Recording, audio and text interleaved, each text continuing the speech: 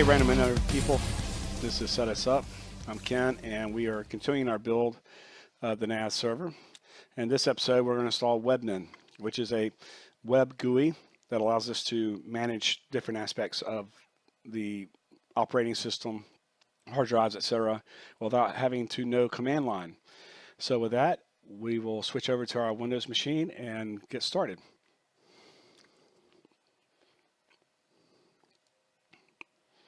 Okay, so Webmin we can download, and I will go to the Webmin website.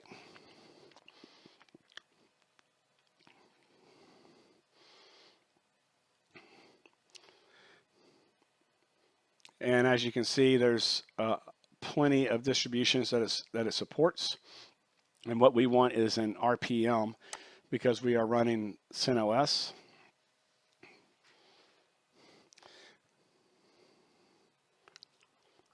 So I'm going to download this RPM. But I'm pretty sure there's instructions on here how to set up the yum to automatically download it and keep it up to date for us. I'm going to see if I can find that.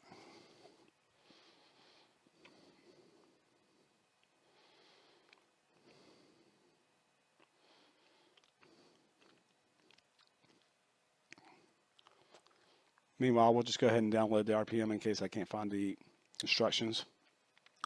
Webmin is open source, and it's at least the download is hosted on SourceForge. All right, so here's the download. We'll let that go. It's not very big.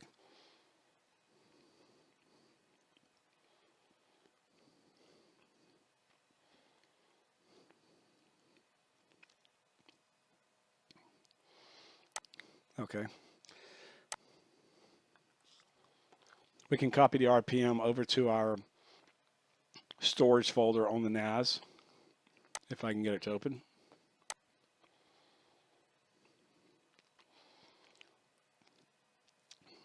Meanwhile, let me see if I can find those instructions. Oh, there it is right there. Okay, we're going to use this instead. So what we have to do is create a repo config for Webmin, and that's simply creating a file in the repos.d folder for yum in the etc folder. And all we have to do is copy paste this in. So let's go ahead and try to create the file.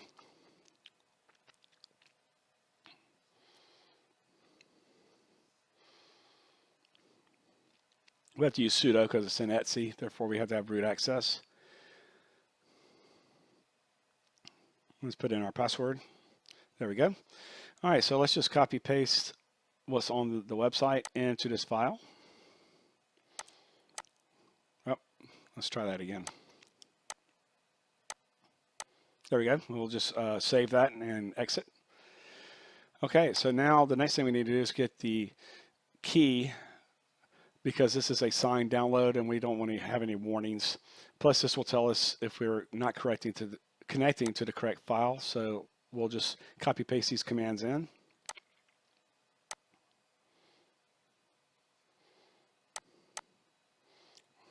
Okay, that downloads the file, and the next one we'll import it into the database. And we're done. So now we can just do a yum update and then a yum install.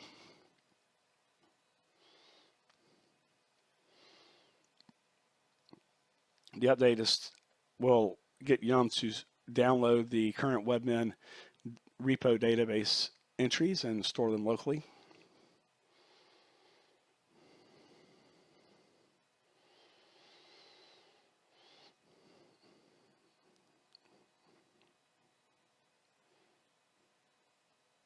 And we're done. So now we can do the install of Webmin.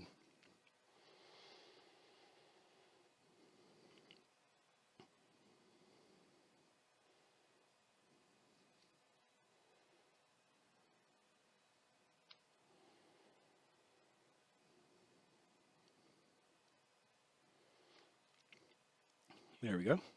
We'll say yes. And this should be done pretty quickly.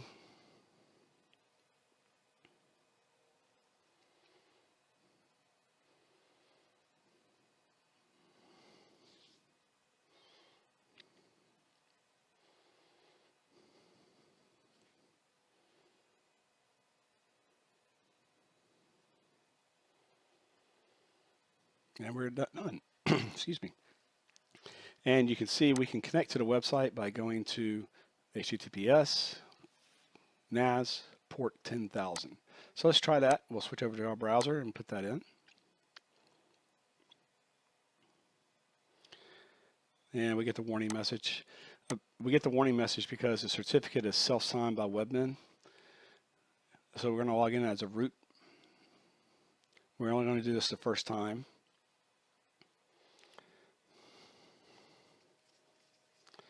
Okay, so we're in Webmin, and right now it's building the dashboard, and that will take a few minutes. Well, not minutes, but it takes a little amount of time.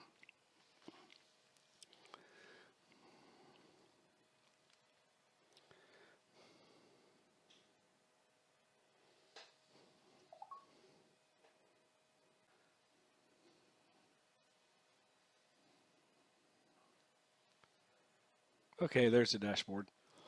And so you can see the dashboard has some very relevant information, real-time updates with CPU, memory usage, other information about uptime, and more importantly, at the bottom, are there any updates to the operating system or any of our installed software?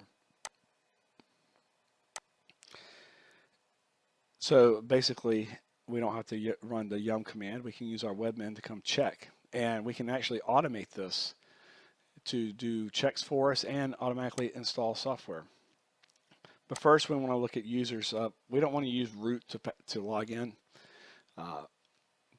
Even though it's an encrypted connection, I don't like to do that. So I'm going to create a new user. I'm going to use my username that's on the NAS device already. You don't have to do this. You can use any username you want.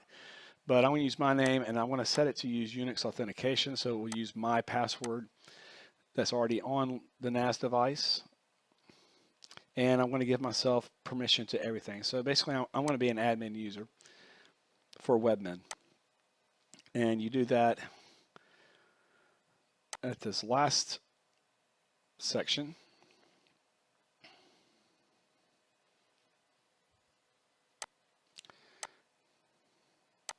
Yeah, right here. And select all. There we go. So hit create. And we're done. So now we can go back and remove the root user as soon as we log out. Yeah, now we're going to log in as Ken. We'll put in our Linux password. And we're logged in. There's our dashboard. So we'll go back to the users and we can remove root. Now this doesn't remove the root user from the operating system, just from Webmin.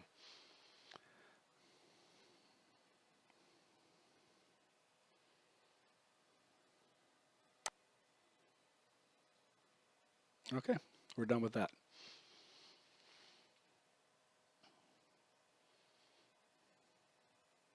As you can see, there's any number of options you can have for users.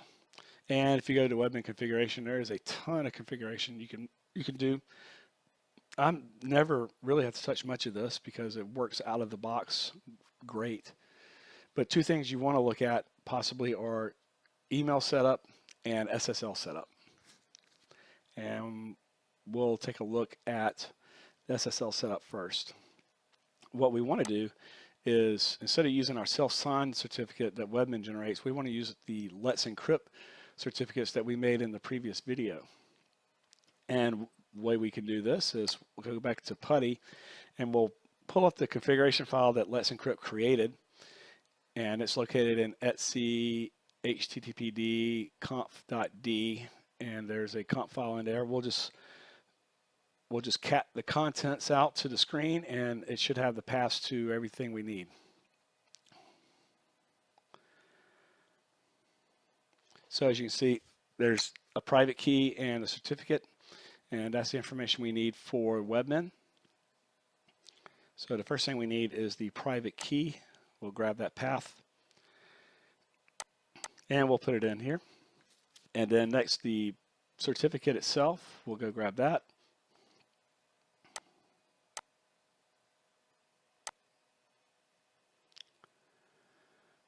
Put that in there. And really, that's all we have to do.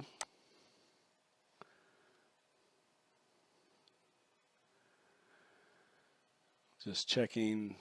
I think everything else is fine, so we'll hit save.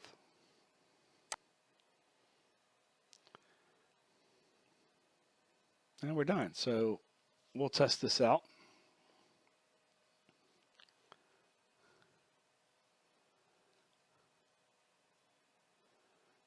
We'll close, well, we can log out, but I think we'll probably close the tab, open it back up, and go back to Webmin.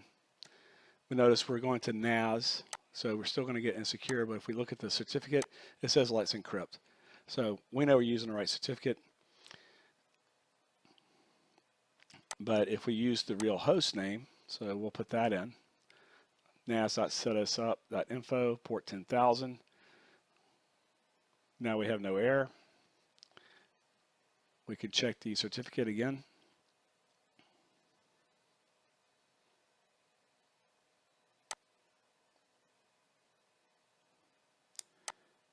Yeah, right here. It says Let's Encrypt. So that's our certificate. Now we can log in.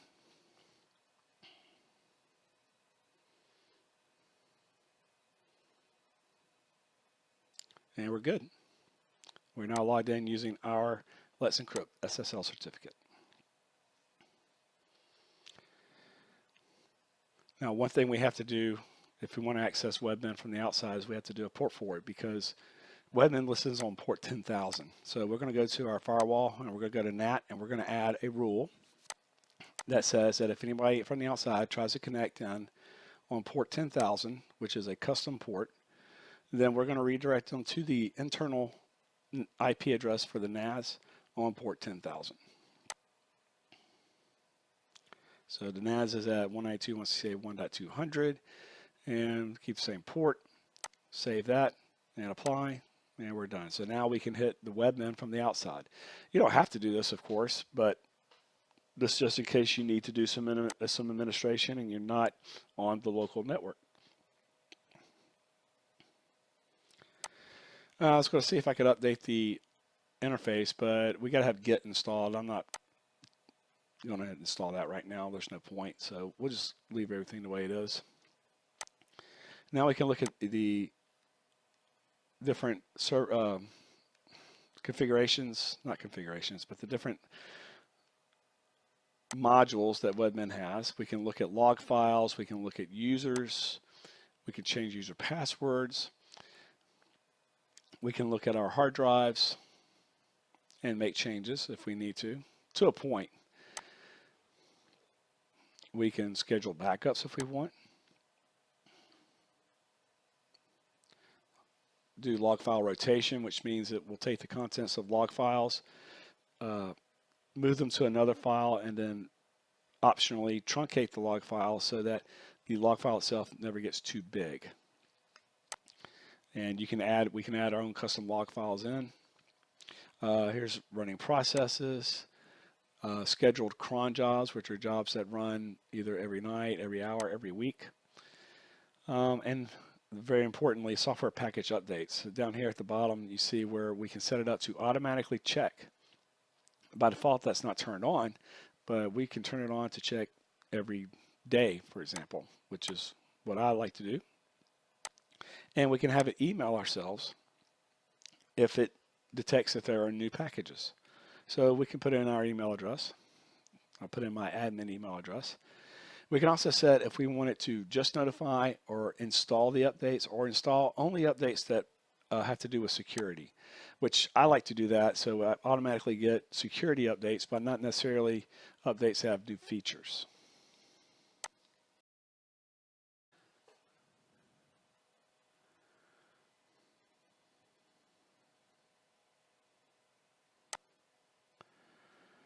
You can also look at online system documentation. That's basically the man pages. We can look at system log files. For example, let's look at the messages file. You just click on view. And it shows you basically everything that's happened since the last boot up, including our installation of Webmin. It shows you the Samba coming up. And you can add in your own log files if you install a package that doesn't automatically include them, or puts them into a different place, Really, it's up to you. So we're looking at the email setup. You can either set up to use the postfix, or you can set it up to directly connect to a mail server somewhere.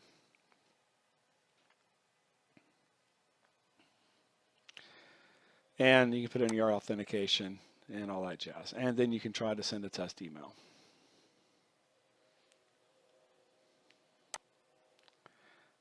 And we'll just go check our email.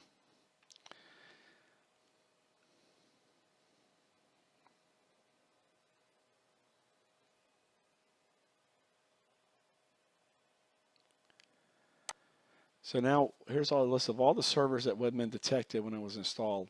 These are servers that are installed on the NAS, including Apache, MySQL, Samba.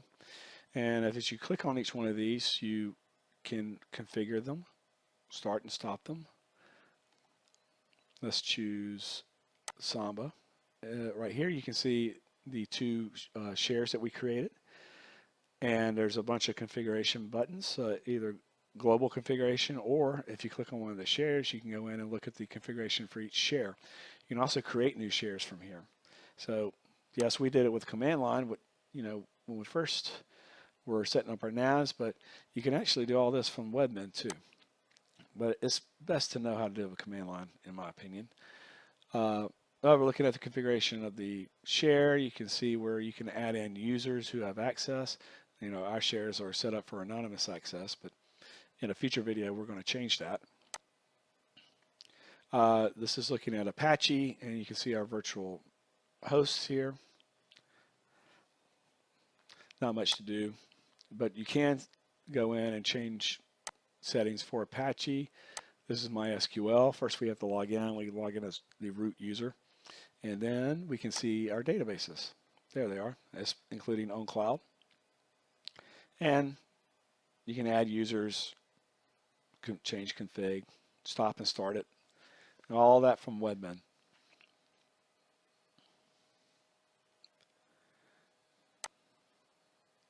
And SSH server, of course.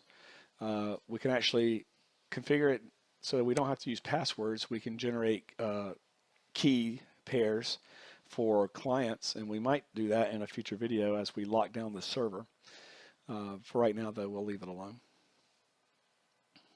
Basically, it means that you will only be able to connect to the secure shell if you have the public certificate, and there is no password to put in because it uses a public-private key to do authentication. Look down here under Other, you can see where you can configure other aspects of the OS, including network, firewall, which we don't run. And for example, we can look at networking.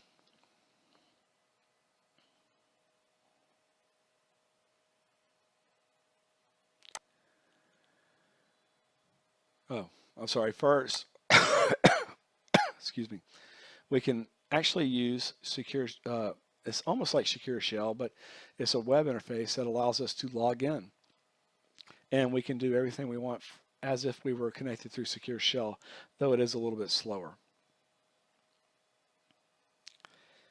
I like this because you can use this if you're in an environment which blocks Secure Shell outbound. Under here, under networking, you see where we can look at bandwidth, but that requires a little bit of setup. We can also look at our firewall settings, which we're not using, like I said. We can also look at the actual network interfaces. You see here's our network interface, our IP address, all the good information. We can turn DHCP client on and off from here. And at this point, we can also look at our local hard drives, partitions, volume groups. For example, here's the NAS, volume group, physical and logical volumes. Gives you all kinds of useful information. And you can actually do some editing of it. But we don't need to touch it, so we're not going to. Lastly, you can see all of the unused modules, which are modules that Webmin supports, but it did not detect. And if we ever install anything new, we can come to Webmin and do a refresh, and it will, if it detects the software, it will automatically put the module in for us. Otherwise, we can manually do it. So anyway, that's pretty much all of Webmin. Switch back to the dashboard. Webmin is very, very handy. It's a nice web GUI interface, lets you do a lot of stuff. I like it especially for the ability to do a text login and for automatically doing updates. So anyway, I hope you liked this video. Click like and subscribe, ring the bell, and share this video. In the next video, we'll probably look at adding additional hard drives to our volume group. So thanks for watching, and hope to see you again soon.